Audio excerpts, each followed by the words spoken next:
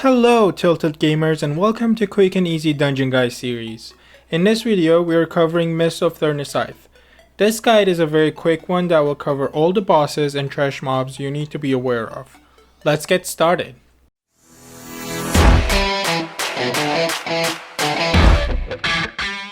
First boss in the dungeon is Ingra Maloch. Alongside the boss, players will also fight Olfaron, the tree ad.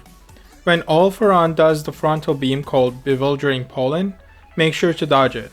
Olfaron ad becomes friendly at 20%. During this phase, boss takes 100% more damage. Everyone should be saving their big damaging abilities for this phase, and you need to make sure you're lusting on this phase as well. Make sure that your party has an interrupt rotation for Spirit Bolt cast. Make sure to dodge Olfaron's blue puddles from the cast Tears of the Forest. The second boss in the dungeon is the Mistcaller. Make sure you're sidestepping the dodgeball. Arrows by the boss will indicate the direction of the cast. Mistcaller will also spawn an ad called Illusionary Wallpin. It can be kited, crowd controlled, or killed. The wallpin will disorient anyone it touches. Throughout the fight, she will cast Guessing Game. Doing this, you won't be able to damage the boss, and she'll spawn ads with symbols on them. The goal here is to find the odd one out and kill it.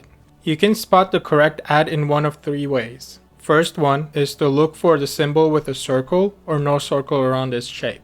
Second way, it'll be the only leaf or the only flower versus the other three symbols. And the third way is to look for the shape that is filled or not filled versus the other symbols. Once players kill the correct ad, boss will then resume taking damage. The tank should always interrupt patty cake. You will be disoriented and lose aggro of the boss if you don't.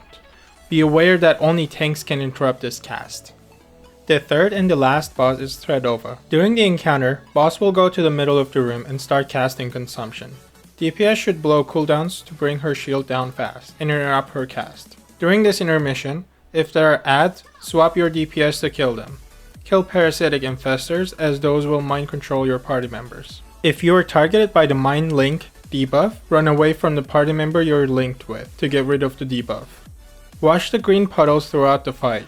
These will have ground indicators before they spawn. Tred'Ova will predict how you dodge the puddles based on your previous movements. Dodge in varying directions, and do not move around a lot as this will increase the number of green puddles you will spawn on the ground.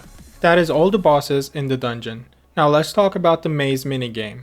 You will enter the maze after the first boss. In every room, you need to identify the exit by finding the unique symbol. You can find the correct symbol in one of three ways. You will also have to do this during the Mistcaller boss fight. The first way is to look for the symbol with the only circle or the only symbol without a circle. The second way is to look through the symbols and find either the only leaf or the only flower versus the other shapes. And lastly, look for the only shape that is either filled or not filled. Now let's talk about the important trash mobs. The first one is Turn-In Villager. It targets a random player with overgrowth. This stuns the target for 6 seconds. DPS needs to swap to this and break the overgrowth. The next mob on the list is Mistveil Tender. This mob casts Nourish the Forest. This needs to be interrupted as it will heal all nearby mobs if the cast goes through. Next is Mistveil Shaper. Interrupt Bramblethorn Coat. It puts a shield on a mob that roots players when it's broken.